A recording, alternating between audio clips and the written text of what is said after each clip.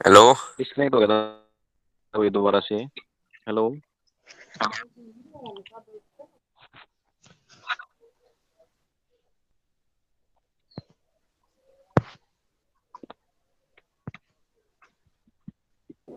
कौन सा चैप्टर है सर? माइक ऊपर ले भाई। हाँ हेलो। कौन सा चैप्टर है सर?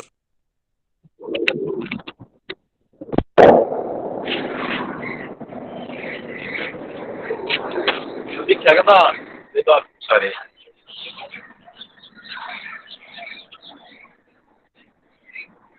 हेलो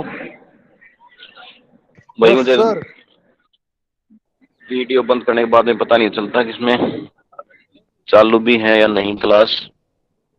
सबसे पहला है राज्यपाल। राज्यपाल के जो नियुक्ति है वो आर्टिकल 153 के अकॉर्डिंग की जाती है और राष्ट्रपति उसकी नियुक्ति करता है। और राष्ट्रपति नियुक्ति करता है और राष्ट्रपति एक व्यक्ति को एक से अधिक राज्यों का राज्यपाल भी बना सकता है। एक से अधिक राज्यों का राज्यपाल भी बना सकता है। और उसके बाद में एक से अधिक राज्यों का राज्यपाल बना सकता है। उसके बाद में जो नियुक्ति की जाती है वो राष्ट्रपति के द्वारा की जाती है, ये भी ठीक है। और कुछ परंपराएं भी हैं राज्यपाल की नियुक्ति के बारे में। पहली परंपरा है कि राज्यपाल की नियुक्ति करते समय जो संबंधित जो राज्य है उसका जो संबंधित राज्य है उसके मुख्यमंत्री से सलाह लेना जरूरी होता है।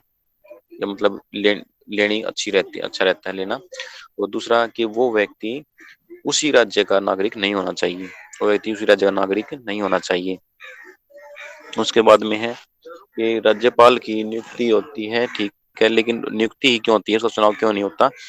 इसके बारे में ये है कि अगर राज्यपाल का चुनाव करवाया जाएगा, राज्यपाल का चुनाव कराया जाएगा तो राज्यपाल भी चुनकर आएगा लोगों के, आम जनता से, और मुख्यमंत्री भी। तो दोनों में आपस में फिर शक्ति के लिए संघर्ष होगा।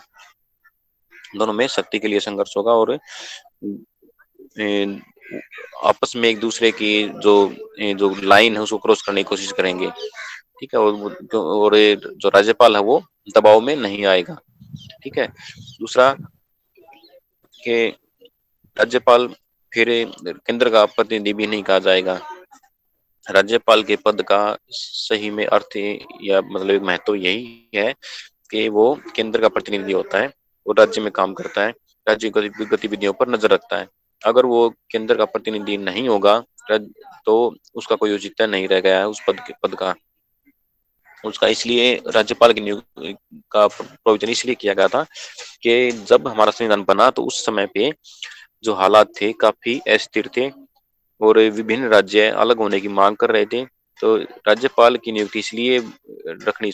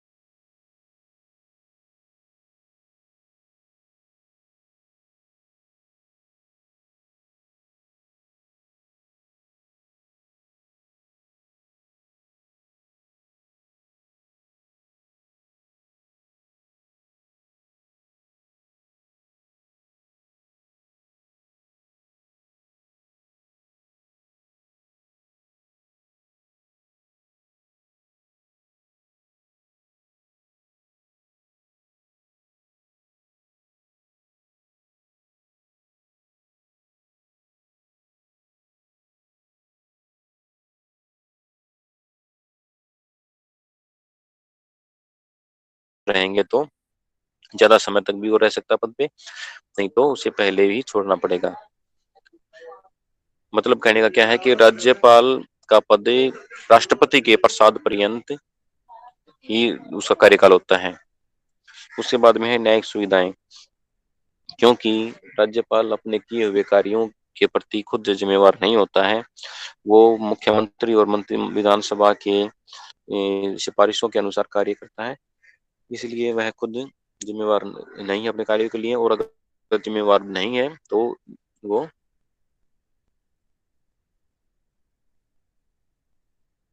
राज्यपाल की तो सुन लो, पीएम की भी बता देंगे बाद में भाई। ठीक है, पीएम की भी शायद 2.5 लाख या 5 लाख कुछ इस तरह की है। ठीक है, वो भी बता देंगे बाद में। इसमें उसके बाद में फिर जो राज्यपाल की 3.5 लाख सैलरी और निवास स्थान, और उसके बाद में कार्यकाल, कार्यकाल राष्ट्रपति की पसंद के अनुसार। ठीक है, उसके बाद में न्यायिक सुविधाएं कि राज्यपाल न्यायालय के प्रति उत्तरदायी नहीं होता है, उस पर कोई भी जो फौजदारी केस है वो नहीं चला जा सकता। ठीक है, और दीवानी जो केस होते हैं, जो लेन देन, पैसे के लेन देन के या संपत्ति के होते हैं, वो केस चलाए जा सकते हैं, लेकिन उनके लिए भी 2 महीने पहले अग्रिम जो नोटिस उनको देना पड़ेगा, तब जाकर। उसके बाद में है कि राज्यपालों का स्थानांतरण भी हो सकता है। स्थानांतरण मतलब एक राज्य से दूसरे राज्य में, वो भी राष्ट्रपति के द्वारा ही होता है। राष्ट्रपति चाहे तो राज्यपाल को एक व्यक्ति को एक से अधिक राज्यों का राज्यपाल बना दे, चाहे तो एक का भी ना रहने दे, और चाहे तो उसका दूसरे राज्यों में ट्रांसफर भी कर दे। ये सब राष्ट्रपति के हिसाब से ही होता है। उसके बाद में है राज्यपाल की योग्यताओं के संबंध में, योग्यताओं के संबंध में एक जो आयोग बना था, एक सरकारी आयोग जिसे कहते हैं, 1983 में। उस आयोग का काम था कि केंद्र और राज्यों के संबंध है उनके बारे में विश्लेषण करना। और उसने उस आयोग ने कार्य किया अपना, और तो 4 साल में अपनी रिपोर्ट पेश करी। तो उस आयोग ने भी राज्यपाल के बारे में बहुत सी सिफारिशें की थी कि ये ऐसे राज्य के राज्यपाल का जो नियुक्ति है वो करते समय इन इन बातों का ध्यान रखना चाहिए।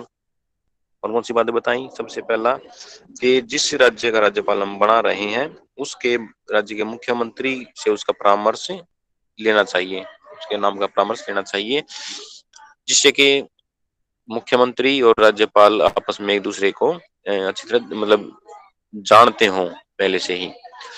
और दूसरा कि राज्यपाल उस राज्य की स्थायी राजनीति में सक्रिय नहीं होना चाहिए, राजनीति में सक्रिय नहीं होना चाहिए। और उसका उसी राज्य का नागरिक भी नहीं होना चाहिए, उसी राज्य का नागरिक भी नहीं होना चाहिए। इस तरह से 2-3 बातें जो थी, जो सरकारी आयोग ने पेश की थी, और ये इन बातों को कुछ मतलब एक परंपरा के अनुसार मान भी लिया गया। उसके बाद में है राज्यपाल की शक्तियां कौन कौन सी हैं। तो सबसे पहला है प्रशासनिक शक्ति। प्रशासनिक शक्तियों में आता है कि राज्यपाल कोई भी विधेयक होता है राज्य का, जो विधानसभा और मुख्यमंत्री पेश करते हैं, जो अपने पास करके राज्यपाल के पास भेजते हैं, उनको कानून का रूप देता है राज्यपाल, उस पर साइन करता है। और मुख्यमंत्री की नियुक्ति करता है। मंत्रिपरिषद की जो लिस्ट है उसको भी वही, उसको भी मतलब जो मुख्यमंत्री है वो अपने पसंद के लोगों की या अपने पसंद के एमएलए की लिस्ट देता है मंत्रियों के लिए। ठीक है, तो उन्हें राज्यपाल की स्वीकृति मिल जाने के बाद वो मंत्री बनते हैं। उसके बाद में है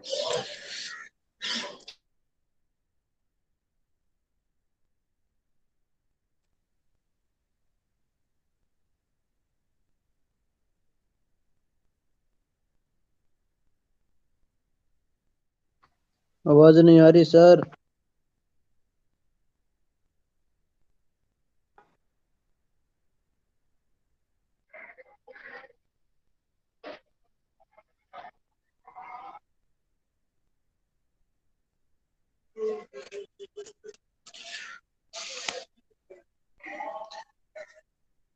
राज्यपाल मुख्यमंत्री या मंत्रिपरिषद से अपनी कोई भी सूचना मांग सकता है, उनके जो शासन संचालन से संबंधित कोई भी सूचना मांग सकता है।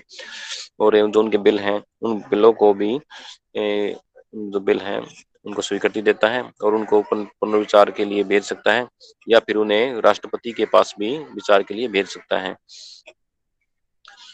ये होते हैं इसके और कुछ वैधानिक शक्तियां भी हैं। वैधानिक शक्तियों में इसकी अधिवेशन अधिवेशन बुलाता है राज्यपाल, मुख्यमंत्री और मंत्रिपरिषद विधानसभा का सेशन बुलाता है, और सेशन बुलाने के बाद उसमें अभिभाषण देता है, अभिभाषण नहीं देता। और वैधानिक शक्तियों में इसके एक आता है अध्यादेश, कि राज्यपाल अध्यादेश भी जारी जारी कर सकता है 213 आर्टिकल के अनुसार। और अध्यादेश का मतलब ये होता है कि जब उस समय पर अगर कोई कानून जरूरी है और सेशन नहीं चल रहा है विधानसभा का, तो राज्यपाल अध्यादेश जारी कर सकता है, और इसकी वैलिडिटी 6 महीने तक होती है। और जब भी अगला सेशन स्टार्ट होता है, तो उस सेशन स्टार्ट होने के 6 हफ्ते के अंदर उसको स्वीकृति मिलनी चाहिए उस कानून को, नहीं तो फिर वो निरस्त माना जाता है, निरस्त माना जाता है। और उसके बाद में फिर है आपकी वित्तीय शक्तियां हैं। वित्तीय शक्तियों में वार्षिक बजट जो पेश किया जाता है वो वित्त मंत्री पेश करता है, लेकिन राज्यपाल की स्वीकृति के बाद ही पेश करता है। और दूसरा कि जो धन बिल है वो भी राज्यपाल की पूर्व स्वीकृति के बाद ही पेश हो सकता है, पूर्व स्वीकृति के बाद ही पेश हो सकता है।